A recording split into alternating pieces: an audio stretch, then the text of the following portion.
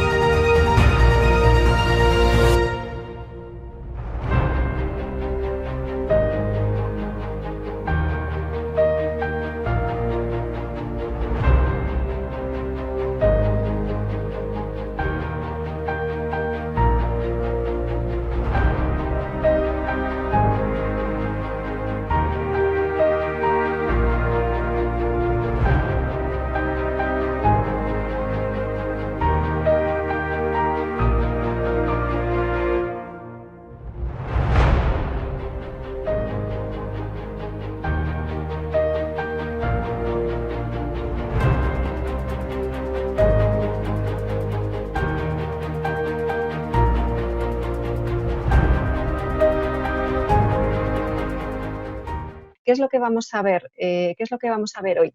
Pues vamos a ver, por un lado, cuál es el contexto del liderazgo en el mundo actual, lo que llamamos el mundo VUCA, un mundo volátil, incierto, complejo y ambiguo. Vamos a ver qué significa esto y qué retos supone para el líder de hoy. Vamos a ver que esto implica una brecha entre lo que es la complejidad que estamos viviendo y lo que es la complejidad mental, para qué estamos preparados como líderes, como profesionales en general, para afrontar estos retos.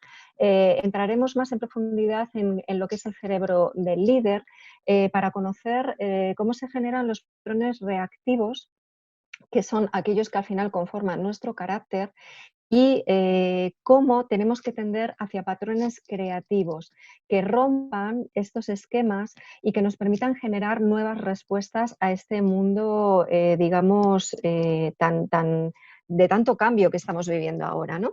Hablaremos, por tanto, de los sistemas de estrés y recompensa como reguladores de estos dos formatos de liderazgo, ¿no? Del liderazgo reactivo y del liderazgo creativo. Vamos a hablar de cuál es el antídoto VUCA, es decir, aquello que nos va a hacer contrarrestar la complejidad del mundo de hoy, a través de la visión, de la comprensión, de la claridad y de la agilidad. Para generar todo esto, el líder tiene que poner en marcha lo que son sus funciones ejecutivas superiores, ¿no? Y vamos a hablar también de esta parte, digamos, de cómo el cerebro regula estas funciones ejecutivas. Y por último, vamos a hablar de los neurotransmisores para impulsar la innovación y la creatividad, estas nuevas respuestas, porque toda la neuroplasticidad se genera a través de crear nuevas conexiones. Las conexiones neuronales se realizan a través de sustancias químicas que son los neurotransmisores, que probablemente también lo conoceréis, y hay algunos que nos permiten generar respuestas, pues por ejemplo, para responder a situaciones adversas, como puede ser el cortisol, en el sistema del estrés, pero hay otras que nos van a permitir generar estados donde el líder puede crear nuevas respuestas, ¿no? Y se va a generar desde aquí la innovación. Entonces, comenzamos, os digo, aquí os traía un pequeño vídeo de lo que es el mundo VUCA. Probablemente muchos de vosotros estaréis familiarizados con este término y probablemente algunos otros no, porque no lo habíais escuchado nunca, ¿no? El término VUCA fue acuñado bueno, pues en el mundo militar después de la Segunda Guerra Mundial, porque para reconstruir, digamos, un poco el mundo, lo que se encontraban en aquel momento, pues digamos, los estrategas eran con una situación que no sabían gestionar, ¿no? Después de un conflicto tan grande que implicaba pues a gran parte de los países mundiales, ¿no? Se referían a un mundo volátil, es la V de volátil, incierto, que es ese U. ¿Qué significa volátil? Volátil significa que hay muchísima información que además se desvanece de una manera muy rápida. Es decir, lo que creemos que sabemos hoy, mañana es absolutamente diferente. Es además incierto porque no sabemos lo que va a pasar. Tenemos muchísima información, tenemos muchas formas de predecir las cosas, pero en realidad no sabemos si se van a producir ni de qué manera se van a producir.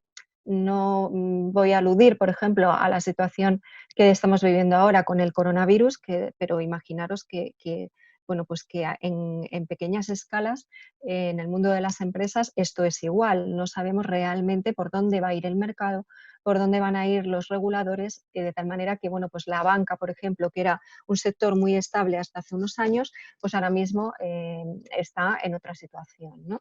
Entonces, esta situación de incertidumbre está afectando a nuestro mundo.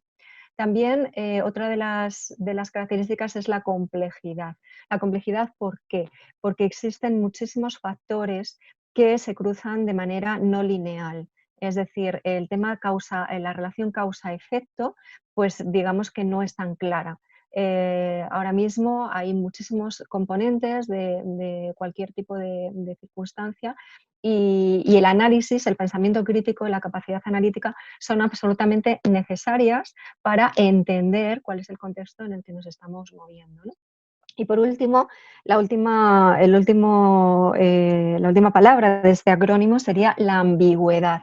La ambigüedad porque tampoco tenemos, digamos, claridad de los pasos que vamos a dar, qué resultados van a tener.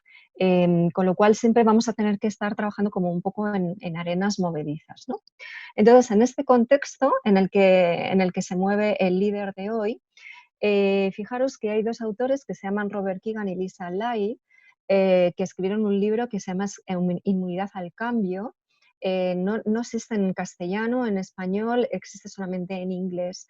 Pero estos dos autores lo que hacen es estudiar cuáles son los patrones por los cuales las personas tenemos resistencia al cambio, ¿no? Entonces, en un contexto VUCA, lo que ellos nos dicen es que cuando vivimos el mundo como algo demasiado complejo, no estamos viviendo simplemente la complejidad del mundo, sino que estamos viviendo el desajuste que hay entre la complejidad del mundo y nuestra capacidad mental para poder dar respuestas en ese momento. Entonces solamente existen dos formas lógicas de remediar este desajuste. O bien reducimos la complejidad del mundo, cosa que no va a pasar, o tenemos que incrementar nuestra capacidad y nuestra creatividad. Entonces, ¿cómo afrontamos todo esto? Pues fijaros que Robert Keegan y Lisa Lai nos proponen un modelo donde te dicen que, claro, hace 40 años pensábamos que la mente se desarrollaba pues más o menos hasta los 20 y pocos años, ¿no? Que nuestro cerebro, pues nacíamos con una serie de neuronas y, bueno, se hablaba de que existía la neurogénesis, esto también lo comentaré luego. No sabemos si existe la neurogénesis es la capacidad del cerebro de producir nuevas neuronas. Hasta el año 2009 parece que sí, que se hablaba de que se podían producir nuevas neuronas, luego se dijo que no, que nacíamos con el número de neuronas que íbamos a tener durante toda la vida, pero que lo que sí realmente podíamos generar eran nuevas conexiones neuronales, ¿vale? Y durante muchos años, hasta hace 40 años, los científicos creyeron que la mente se desarrollaba hasta más o menos los 20 y pico años, los 30 años, y que a partir de ahí, lo que no hubiéramos desarrollado, pues realmente, bueno, pues esa era digamos, nuestro nivel de conciencia con el que íbamos a poder afrontar el mundo, ¿no? Sin embargo, hoy, con todos los avances neurocientíficos, lo que sabemos es que no tiene nada que ver con la edad, es decir, la mente se puede desarrollar a diferentes niveles de conciencia independientemente de la edad y además independientemente de la persona, es decir, una persona puede desarrollar mayor o menor conciencia, digamos que puede añadir complejidad a su mente independientemente de su edad, ¿no? ¿Por qué? Porque existe esta capacidad que se llama la neuroplasticidad, que es la capacidad de generar nuevas conexiones neuronales y, por tanto, nuevas respuestas, ¿no? Entonces, dentro de estos parámetros en los que vemos que la mente es capaz de crecer y desarrollarse, Robert Kegan y Lisa Lai nos hablan de diferentes etapas de transformación de la mente, ¿no? La primera y la segunda etapa serían, bueno, las etapas correspondientes a la niñez, que no me voy a detener mucho en ellas, ¿no? Porque es cuando desarrollamos, digamos, toda nuestra capacidad cognitiva y también, digamos, el primer carácter, ¿no? El primer carácter que tiene que ver con el entorno en el que nos desarrollamos. Si hemos sido unos niños pues, muy protegidos o nos hemos vivido en entornos donde exista una, pues, digamos, una mayor dificultad. El tema es que hay un tercer estadio donde ya la mente en el adulto, a partir de más o menos de la educación secundaria, la adolescencia, y hasta los 20 y pocos años, donde el adulto, digamos, genera o desarrolla una mente socializada, ¿no? Es una mente donde es fiel seguidor de las narrativas de identidad, ¿no? Empezamos a construir un poco nuestro carácter, pues yo soy un hombre, soy una mujer, soy de tal manera, pues he estudiado Derecho, he estudiado Psicología, he estudiado Ingeniería, pues soy hermano mayor, soy hermano pequeño, soy hijo único. Nos identificamos con todo lo que es nuestro entorno, con nuestro trabajo, ¿vale? Y buscamos una dirección externa. Es decir, buscamos una dirección externa de, bueno, lo que yo quiero conseguir en la vida, lo que me ha dicho mi entorno que es bueno y es malo, y ahí nos movemos, ¿no? Esto es dependiente del marco. Em, digamos que superar esta mente socializada supondría empezar ya a establecer patrones más creativos, ¿no? Un estadio 4 de mente autocreativa, que, fijaros, estaría más alineada con la narrativa de identidad, pero de identidad ya no con los patrones que nos hemos generado, sino con una búsqueda más interna y más de autoconocimiento. Realmente, ¿quién soy yo? ¿Qué quiero yo conseguir de la vida? ¿Cómo me estoy desenvolviendo en esta situación? ¿Qué me cuesta más, qué me cuesta menos? Busca una dirección interna, ¿vale? Y es independiente del marco. Esto es una etapa, digamos, una mente más evolucionada. Y la quinta etapa que marcan estos autores sería la mente autotransformadora. Es una mente que puede mantener y admitir contradicciones, incluyendo aquellas de identidad. Por ejemplo, yo siempre digo, hablando de liderazgo, pues los patrones, digamos, más altos de liderazgo, por poner ejemplos que todos conocemos, sobre todo del mundo social, ¿no? De los líderes sociales, pues por ejemplo un Nelson Mandela, que es una persona que mantiene esta contradicción, una persona que lucha por la libertad desde el presidio. Es decir, siendo una persona que está recluida, es a la vez un luchador por un propósito social. Entonces, puedes mantener estas condiciones de identidad, no te identificas con soy una persona presa, recluida, no tengo capacidad de hacer nada, sino todo lo contrario. Puede tener lentes múltiples sobre sí mismo y el mundo y es interdependiente con el marco, ¿no? Aquí, por ejemplo, también pongo otro ejemplo que es Gandhi, ¿no? Gandhi inicia una revolución desde la paz. O sea, son como personas que tienen la capacidad de ver las cosas de manera diferente, generar transformación desde un lugar, desde una mente como más evolucionada y mucho más ligada a un propósito, ¿no? Fijaros que el 75% de los adultos, según todos los estudios que se han realizado, están en la mente socializada. Es decir, cuando hablamos de los líderes y de los managers dentro de la organización, normalmente estamos aquí, es decir, estamos en los patrones que hemos generado, digamos, durante nuestros primeros años. Hemos adquirido aquellas destrezas que nos han dado éxito, hemos renunciado a tener comportamientos que no nos han dado éxito y normalmente las personas se quedan aquí.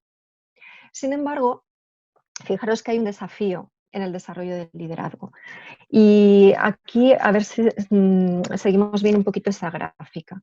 Fijaros que si hablamos de que tengamos por un lado la complejidad del contexto, sabiendo que en la parte de arriba tenemos este mundo VUCA, ¿no? Este mundo de tanto cambio, volátil, incierto, complejo y ambiguo.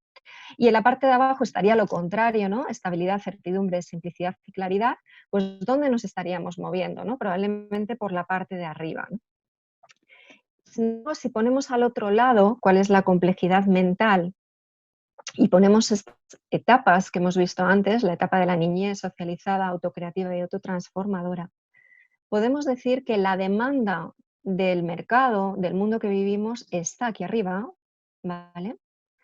Y fijaros que la mente, como hemos dicho antes, el 75% de los adultos está en el nivel socializado. Es decir, existe aquí un desafío de desarrollo, un gap, que es el desajuste que estamos viviendo. Yo trabajo muchísimo en el mundo de la organización haciendo transformaciones y con comités de dirección y equipos directivos y de managers. Y realmente lo que se genera ahora mismo en el mundo del liderazgo es un terror a la incertidumbre. Es decir, todas las escuelas de negocio enseñan a hacer business plan, planes estratégicos y hojas de ruta, project que pretendemos que se cumplan. Y sin embargo, fijaos que es muy complicado que se vayan a cumplir cuando estamos viviendo en un mundo de incertidumbre. Entonces, ¿qué pasa? Pues que nuestra mente, la complejidad de nuestra mente que hemos desarrollado no es capaz de abordar todo eso. Entonces, ¿cómo abordamos, cómo nos enfrentamos a todo esto? ¿No? Vamos a entrar un poco en cómo el cerebro, nuestro cerebro, se enfrenta a todo esto que estamos viviendo y a esta complejidad. Entonces, por un lado, comentaros que nuestro cerebro tiene aproximadamente 86.000 millones de neuronas, ¿vale?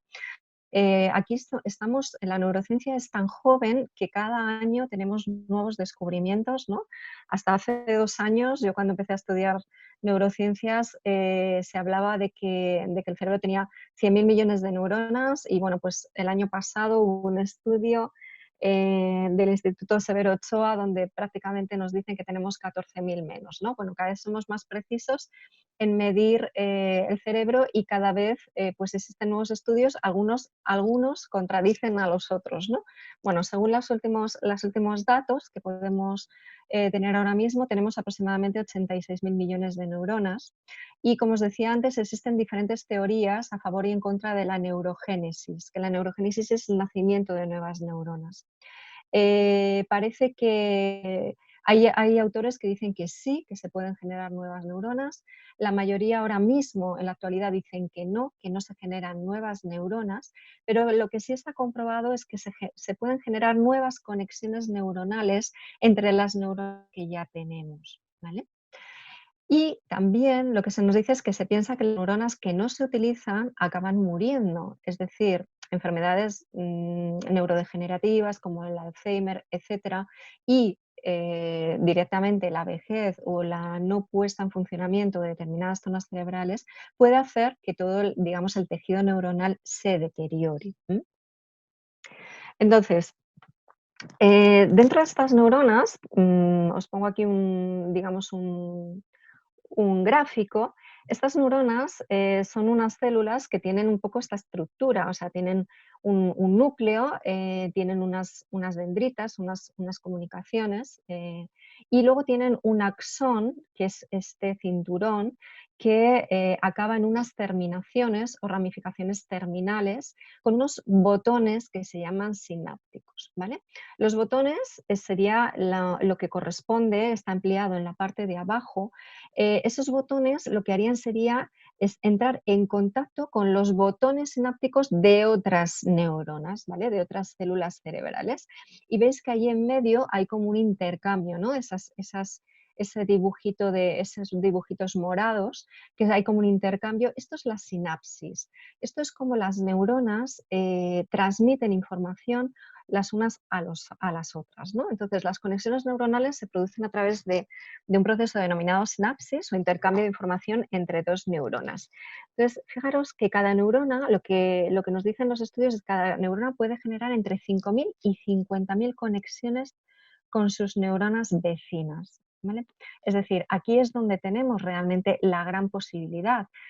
Podemos generar 5.000 conexiones y quedarnos con esas conexiones que son las que nos van a funcionar más o menos en nuestro funcionamiento, o podemos generar nuevas conexiones a través de activar nuestro cerebro y luego lo veremos, activar diferentes funciones cerebrales que nos permitan generar estas nuevas conexiones que son las que nos van a permitir tener o acceder a nuevas respuestas, ¿no?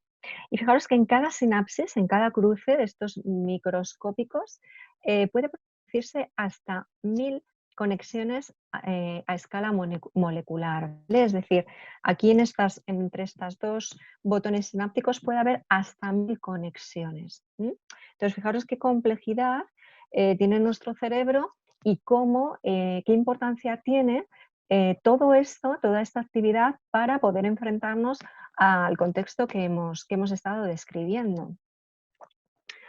Entonces, ¿qué pasa? ¿Cómo es de fácil que se produzcan estas nuevas conexiones para poder generar nuevas respuestas? Pues fijaos, el cerebro pesa más o menos 1,4 kg, ¿no? Lo que supone un 2% del peso total del cuerpo humano. Sin embargo, consume unos 140 gramos de glucosa al día, ¿vale? El cerebro consume sobre todo glucosa, agua, mucha agua, y glucosa.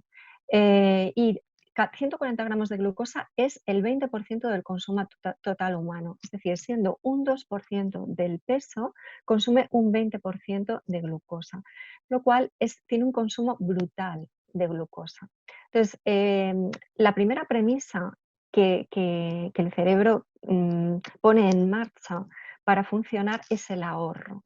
Si yo tengo conexiones, si yo he generado a lo largo de mi vida, a través de esa mente socializada, conexiones, patrones, formas de funcionamiento que me funcionan, me voy a quedar con ellas. ¿Por qué? Porque generar nuevas conexiones consume mucho. Consume mucho. Es muy costoso, digamos, para el cuerpo humano.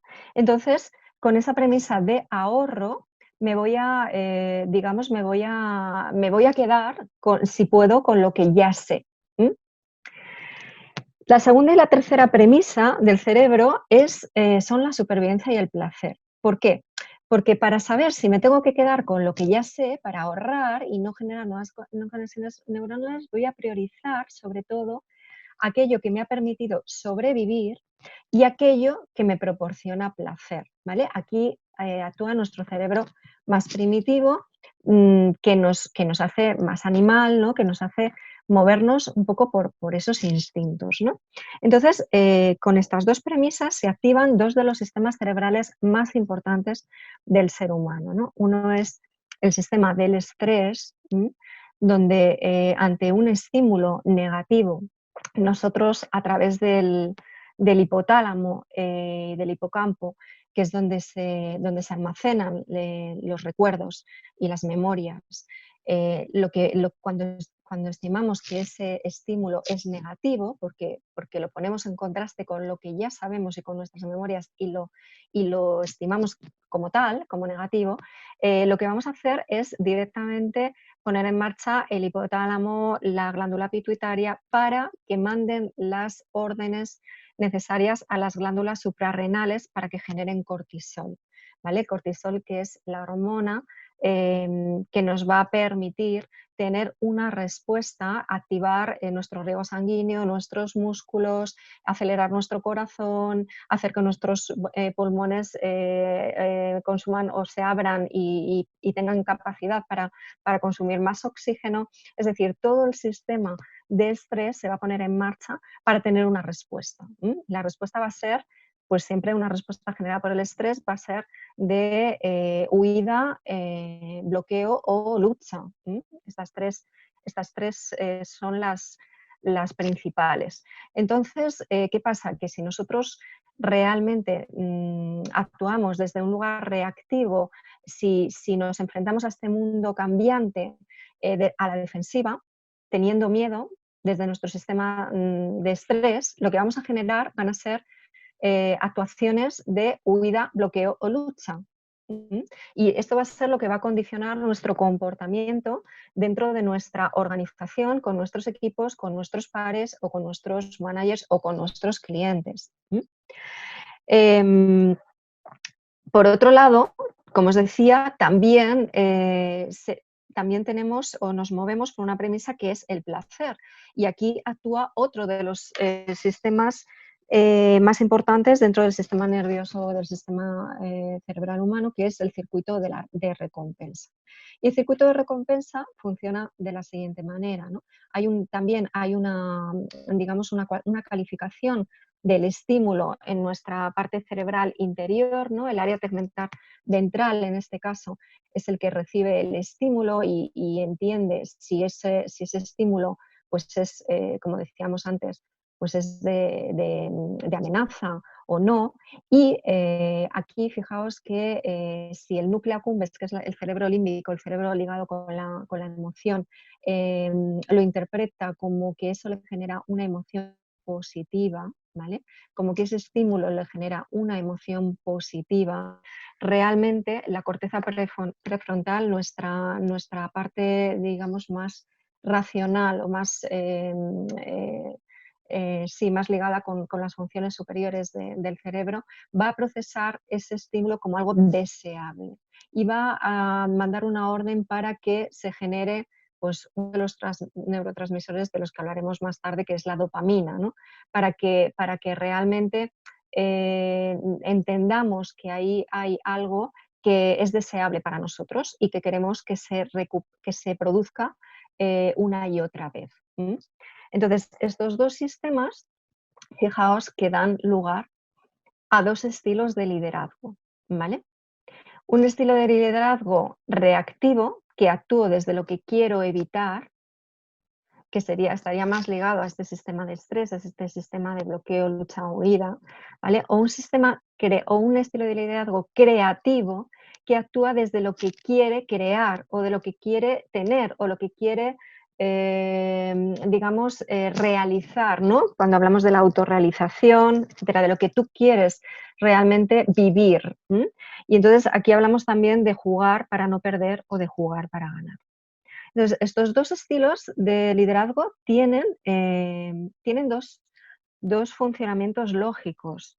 El primero de ellos, pues fijaros, es el que se basa en la reacción a un problema, de tal manera que pues bueno, comenzamos con ese estímulo que identificamos como un problema o amenaza. Esto genera nuestro sistema del miedo, nuestro sistema del estrés. Tenemos una reacción a este sistema y normalmente esa reacción, si es desde el miedo, la ira o el bloqueo, lo que va a hacer es que va a generar un nuevo problema, porque muy probablemente desde ahí no vamos a encontrar una solución.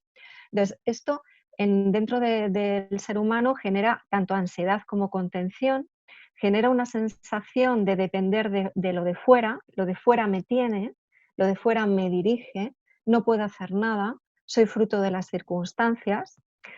me genera comportamientos para alejarme de lo que no quiero, juego a no perder, es decir, juego a sobrevivir, ¿vale? Y es un sistema operativo, digamos, es como si el cerebro fuera un sistema operativo de un ordenador, de fuera a dentro, ¿no? Donde lo de fuera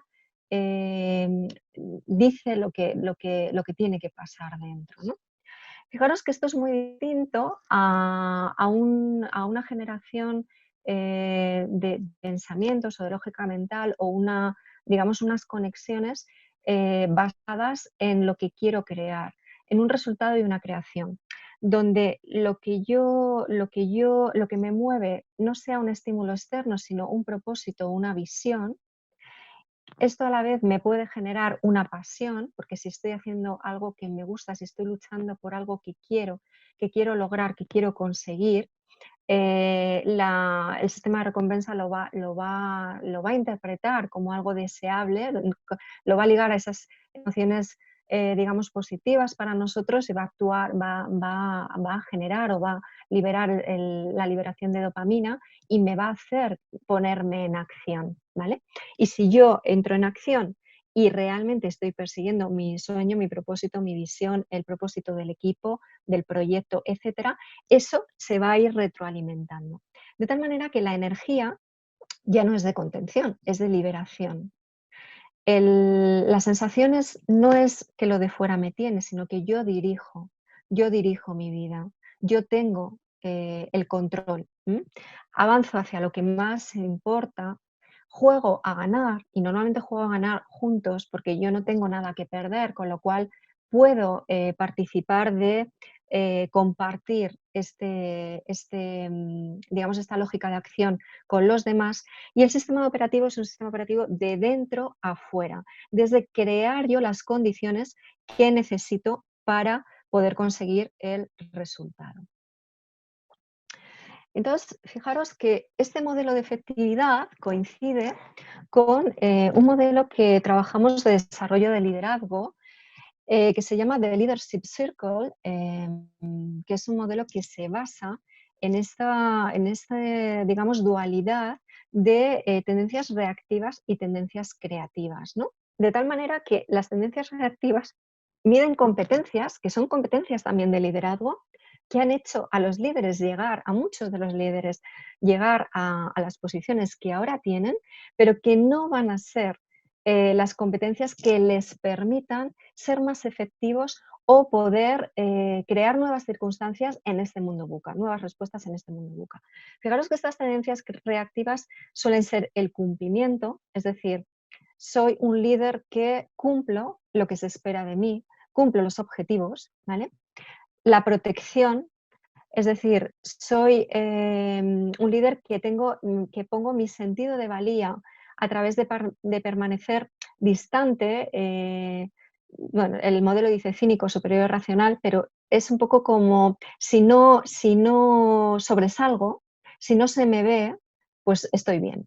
¿Vale? Entonces, si yo cumplo, estoy protegido, hago lo que me dicen los demás, hago lo que dicen los demás, no genero propósito, sino que estoy desde un lugar digamos, pues más de bloqueo, ¿no? de estar protegido, pues así estoy bien, ¿no? Genero un sentimiento de valía desde ahí. Y por otro lado, el tercero sería el control, que es hasta qué punto el líder establece un sentido de valía a través del cumplimiento de tareas y logro personal. Es decir, yo soy lo que hago. Si hago cosas, si tengo todo controlado, soy un buen líder. No me permito digamos, el caos o el error o la generación de espacios de innovación para ver si puedo probar nuevas respuestas. No. Yo sé o parto de que sé lo que me ha servido, de esos patrones que ya he generado, esas conexiones neuronales que me han hecho llegar a la supervivencia y eso es lo que quiero y lo voy a controlar para conseguir. Por otro lado, estaría un modelo de competencias creativas, ¿no?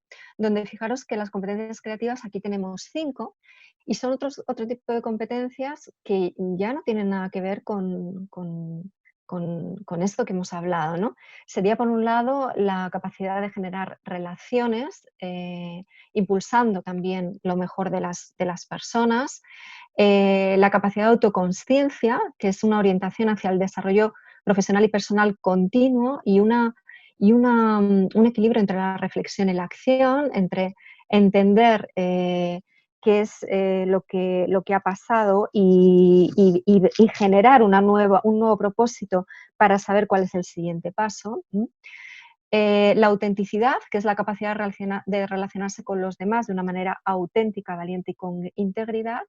La consciencia sistémica, que es tener en cuenta el sistema completo y el bienestar de la comunidad. Y aquí me refiero, bueno, ahora mismo está muy de moda porque está en la Agenda 2030 impulsada por Naciones Unidas todo el tema de sostenibilidad y afortunadamente las empresas han empezado a incluir objetivos de sostenibilidad que es un compromiso con el planeta, con la especie humana, con la generación de relaciones conscientes y respetuosas con los empleados, con las comunidades donde trabajan las empresas, con cada uno de los stakeholders, incluidos los proveedores, ¿no?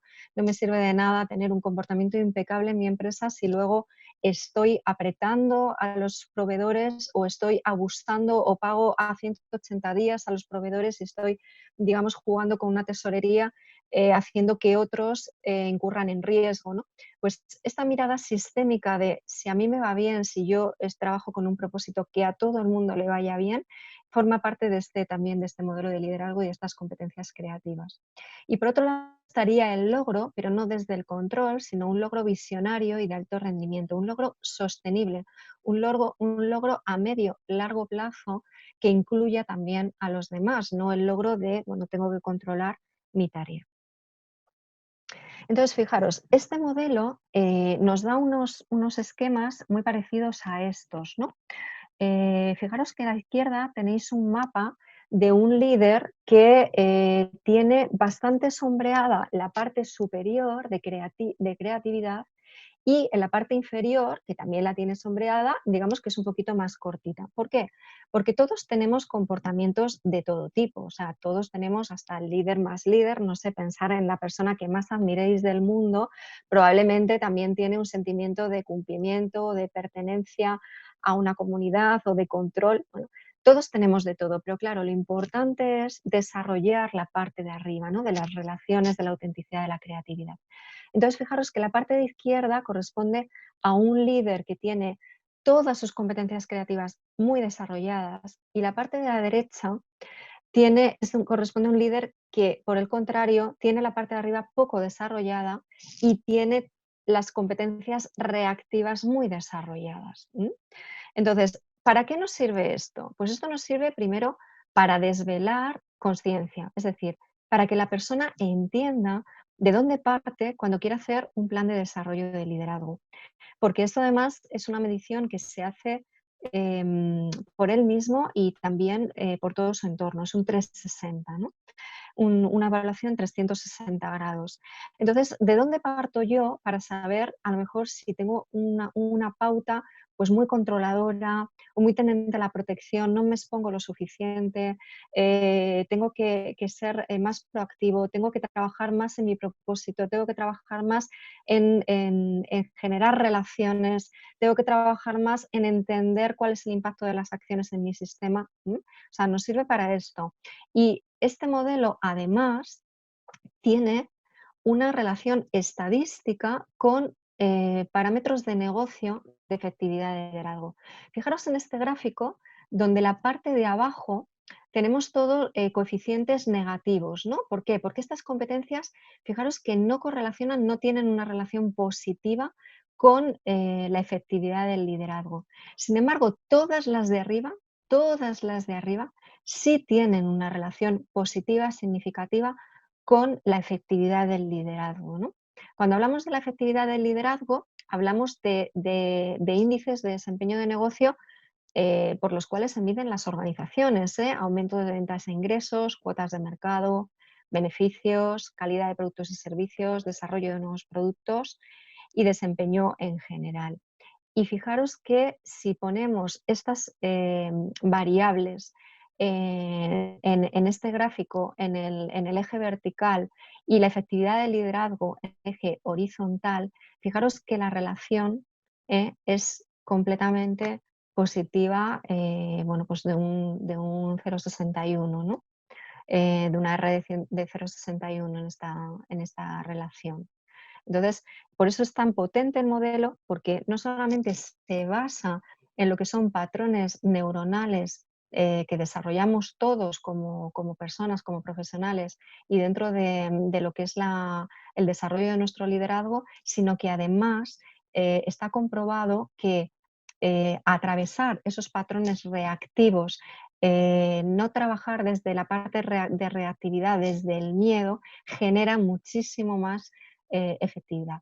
Entonces, fijaros que esto para cualquier proyecto es fantástico. O sea, si ahora que estamos todos viviendo el tema del coronavirus, pues estuviéramos, pues si estamos viviéndolo desde el pánico, o si estamos viviéndolo desde el miedo, la desconfianza, etcétera, seguramente vamos a ser, y es muy razonable, o sea, nadie dice nada, o sea, es una situación absolutamente crítica, nadie está negando la realidad, ni esto se trata de generar optimismo de manera artificial, sino que no es efectivo. O sea, nuestro cerebro no es efectivo desde ahí. Nuestro cerebro es efectivo desde ahí para cosas muy concretas, para que si pongo la mano en el fuego, la quite para no quemarme, ¿vale?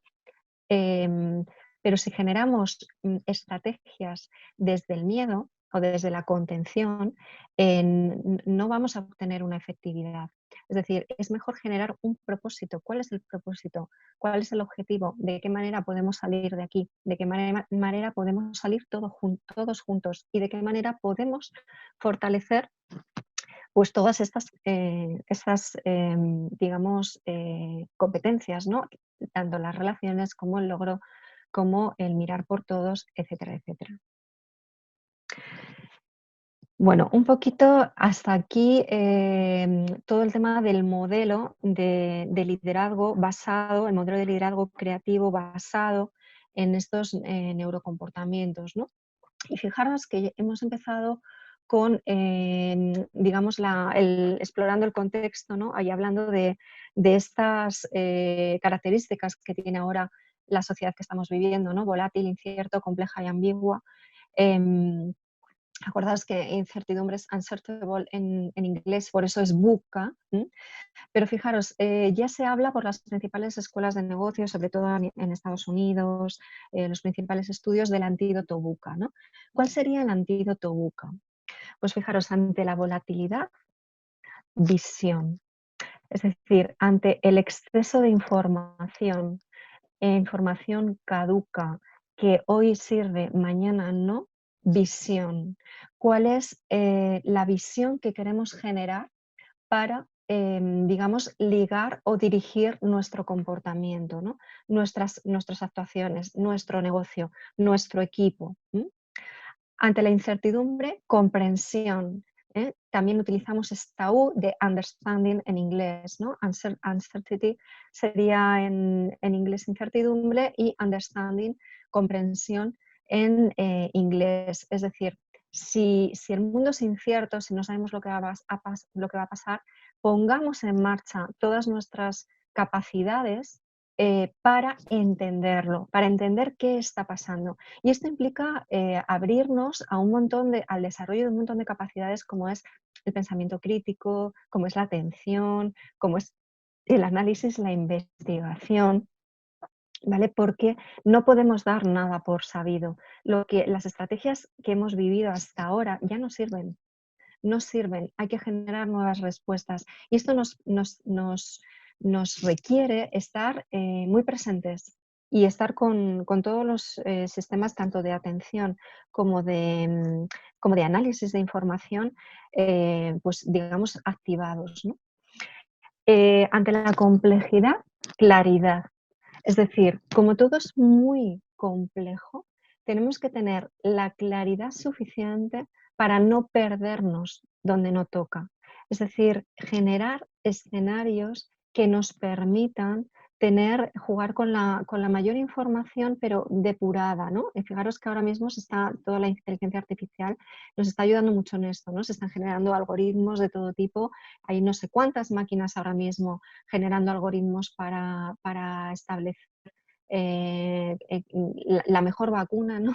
ante el coronavirus, pero las principales empresas a nivel estratégico también lo utilizan, ¿no? Entonces, si podemos llegar a escenarios más claros, incluso a nivel humano, si podemos entrar en conexión con realmente quienes nosotros somos y, y- y quitar todo el pensamiento rumiante, por así decirlo, de alguna manera podemos tener una mayor claridad para poder dar respuestas y para poder tener una toma de decisiones mucho más efectiva. Y ante la ambigüedad, el antídoto es la agilidad, ¿no? ¿Por qué? Porque como no sabemos lo que va a pasar, ahora mismo dentro de las organizaciones se están implantando lo que se llaman las metodologías ágiles, que son unas metodologías de trabajo que nacieron para la generación de proyectos en base tecnológica, porque lo que era todo el proceso de fabricación industrial que hemos conocido hasta la fecha no servía en el ámbito del software, ¿no? Cuando uno toma los requerimientos a un cliente, se pone a procesar la información y luego entrega un producto, resulta que el producto no es lo que quería el cliente, hay que adaptar el software a las necesidades del cliente y eso es un lío porque tienes que volver hacia atrás. Entonces, dentro de lo que es el desarrollo de productos de base tecnológica, se generaron una serie de metodologías que eran las metodologías ágiles. Habréis oído a lo mejor hablar de ellas, pues Scrum, Kanban, Lean, bueno, pues existen varias. Y sobre todo están basadas en que vamos a estar todo el rato testando, prueba y error. Es decir, ante la ambigüedad que hay hoy, vamos a hacer pruebas, vamos a ponernos en acción, admitimos el error, porque no me acuerdo quién lo decía, ¿no? Que el tema de siempre que me pongo a probar algo, acierto a la última, ¿no? Y eso quiere decir que hemos probado muchas cosas antes, ¿no? Hola, Ana. Hola, ¿se me escucha bien? ¿Sí? Bueno, entonces, eso quiere decir que hemos probado muchas cosas antes, ¿no? Entonces, la agilidad lo que nos va a permitir es testar en cada momento cómo vamos a poder, digamos, hacer frente a los nuevos desafíos, pero con información de cada momento, porque no podemos, digamos, hacer escenarios a muy largo plazo. Entonces, por eso se habla de agilidad. Y lo podemos ver, ¿no? Ahora mismo también lo estamos viviendo, ¿no? Los diferentes comités de crisis, como cada día hay una reunión, cada día se analizan los datos, cada día se analiza la situación y cada día se genera una respuesta o una nueva acción. Y esto es un poco la manera en la que parece que estamos, digamos, abocados a trabajar, de tal manera que, bueno, podemos generar proyectos estratégicos a medio y largo plazo y a la vez tenemos que estar midiendo cada día y utilizando digamos, estas metodologías más ágiles, con periodos de tiempo mucho más cortos para medir y adaptación constante a los requerimientos de, digamos, el entorno o de la situación. Entonces, estos 4 bloques del antídoto buca están muy relacionados con determinadas funciones cerebrales. En concreto, con lo que llamamos las funciones ejecutivas, que son las funciones superiores del cerebro, es decir, tenemos funciones, digamos, pues básicas, ¿no? De percepción, de control motor, etcétera, pero luego tenemos las funciones superiores del cerebro, que es bueno, pues la memoria, la atención, la memoria de trabajo, la inhibición, el autocontrol, la toma de decisiones, bueno, pues todo este tipo de funciones. Entonces, fijaros que para generar visión necesitamos poner en marcha todas estas funciones para generar comprensión, claridad y agilidad y también para generar nuevas narrativas. ¿Qué es lo que quiero cumplir? ¿Cómo puedo movilizar a los demás? Necesito poner en marcha todas estas partes cerebrales del cerebro. A partir de esta slide podíamos entrar, o sea, esto puede dar para una masterclass de 4 horas, simplemente el ver cómo nuestro cerebro de alguna manera puede crear esta visión, cómo puede procesar o atender una mayor comprensión de las situaciones, cómo generar claridad o paralizar, digamos, el pensamiento, el pensamiento rizomático automático, y cómo de alguna manera la agilidad nos permite estar en cada momento tomando decisiones concretas, ¿no? De tal manera que la atención y la concentración son también muy importantes. Por entrar un poquito en las funciones ejecutivas del cerebro, tener en cuenta pues un poco estas tres, ¿no? Yo añadiría también la atención, que es lo que ahora mismo nos piden. Nos pide, sobre todo a nivel de desarrollo de los líderes, estar muy atentos, muy presentes. Por eso se está empezando a trabajar con mindfulness en las organizaciones, se está empezando a desarrollar el tema de mindful leadership, porque tener la atención focalizada y saber parar los patrones automáticos, no, esto que sé quizá ahora no me sirve, qué es lo que hay aquí, cómo lo puedo analizar y cómo puedo generar otra mejor respuesta, esa atención sería, digamos, un poco la base que sujetaría pues, otro tipo de funciones ejecutivas, como son la memoria de trabajo, que me permite atender a nuevos estímulos y a la vez retener lo que ya sé, o las que digamos, las que acabo de atender por alguna forma, el autocontrol, que establece prioridades y se resiste a la tentación. Aquí es donde tenemos nuestra función inhibitoria, ¿no? Por ejemplo, hemos hablado antes del sistema de recompensa. Claro, el sistema de recompensa está también en la base de las adicciones. Cuando alguien se acostumbra a generar dopamina, y pensemos en estos líderes hiperactivos que están todo el rato llevando al máximo a sus equipos y buscando nuevos retos y metiéndose, digamos, en todos los proyectos que pueden. Eso es porque la adrenalina y la dopamina que están generando les lleva también a un estado adictivo, ¿no? Entonces, bueno, muchas veces también el tema del control inhibitorio, tanto del cortisol como de la dopamina, de la adrenalina, de la noradrenalina, por parte de la corteza cerebral, decir, oye, sí, esto, vale, estoy atrapado por una emoción, estoy ahora mismo atrapado por algo, pero voy a bajar ese nivel de atención a esto y para que realmente me pueda fijar en qué está pasando y qué tipo de respuesta me requiere el ambiente, ¿no? Luego, por otro lado, la flexibilidad cognitiva, que es pensar de manera creativa y adaptarse a los cambios. Esa generación de una mejor respuesta, ¿no? Una vez que he conseguido autocontrolar, gestionar o poner en marcha el control inhibitorio, poder generar una mejor respuesta, ¿no? Entonces, bueno, fijaros que hemos hablado antes de que las neuronas presinápticas, o sea, perdón, que la neuroplasticidad y la transmisión neuronal se produce a través de este mecanismo que se llama sinapsis, ¿no? Donde hay un intercambio de información. Pero este intercambio de información, ¿cómo se hace? Se hace a través de unas sustancias químicas que se llaman neurotransmisores, ¿no? Existen 10 neurotransmisores y cada uno tiene funciones diferentes, ¿no? Sin embargo, como estamos hablando digamos, de la creatividad y de la innovación y de generar nuevas respuestas, pues vamos a atender un poco a lo que son los neurotransmisores que favorecen esta generación de innovación, ¿no?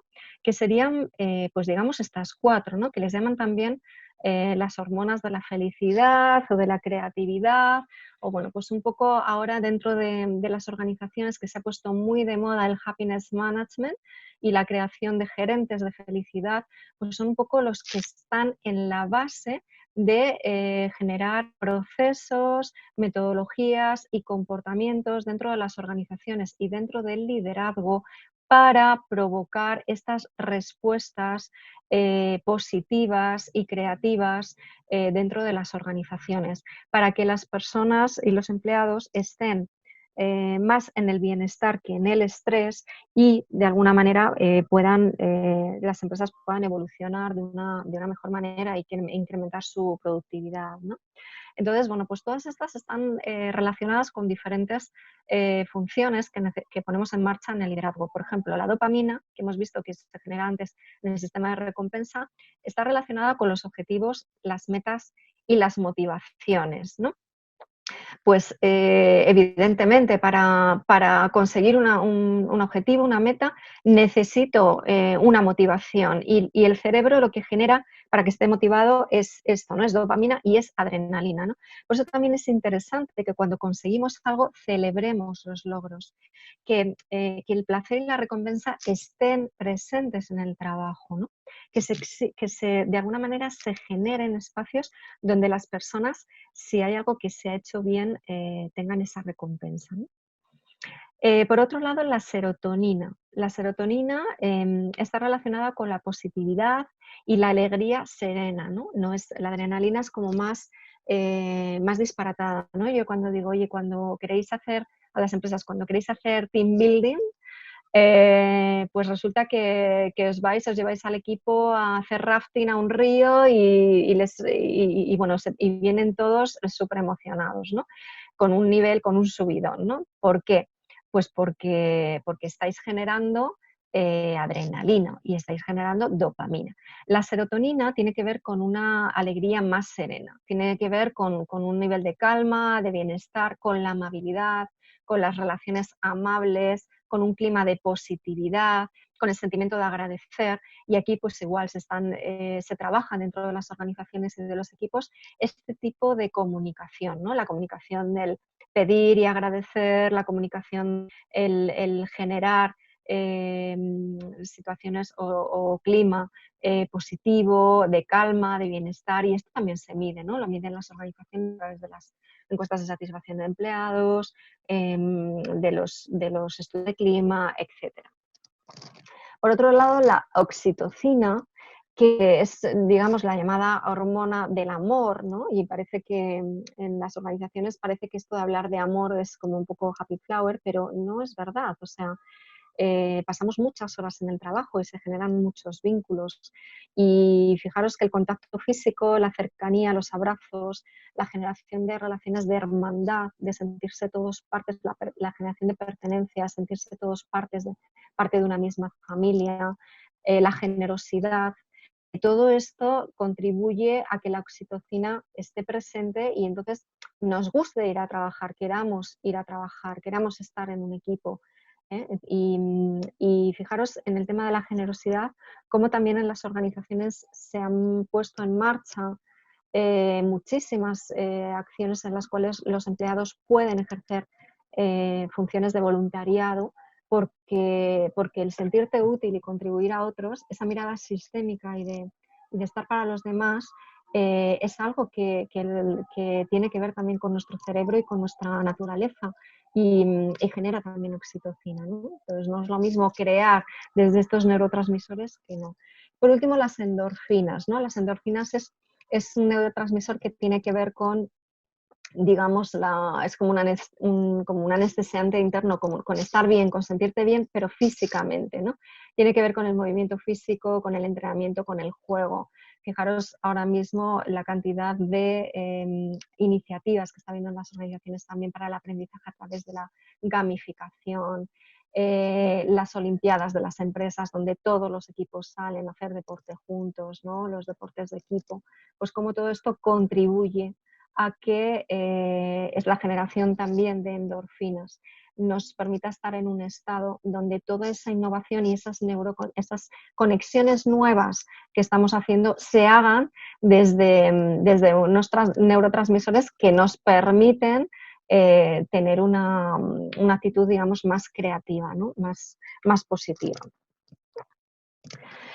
Y bueno, por último, llegamos a las conclusiones. Yo espero que se haya escuchado bien toda la ponencia. Más o menos llevamos una horita entre los retrasos de las conexiones y vamos a dejar ahora un espacio también para vuestras preguntas.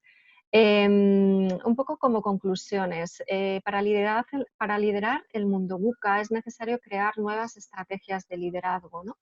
Y existe un desafío de desarrollo en la mentalidad de los líderes que han de desarrollar una mentalidad creativa y transformadora, ¿no? Superar esa fase de la mente socializada en la cual estamos el 75%. Atravesar los patrones reactivos del liderazgo requiere mucho esfuerzo porque gasta mucha glucosa. El cerebro tiende a replicar los patrones que le han permitido sobrevivir o que le dan placer, ¿no? Activar la corteza prefrontal y generar nuevas respuestas desde el sistema de recompensa ayuda a crear patrones de liderazgo creativo. Y el liderazgo creativo es más efectivo y, como hemos visto, existen modelos ya aprobados estadísticamente y correlaciona positivamente con los resultados de negocio.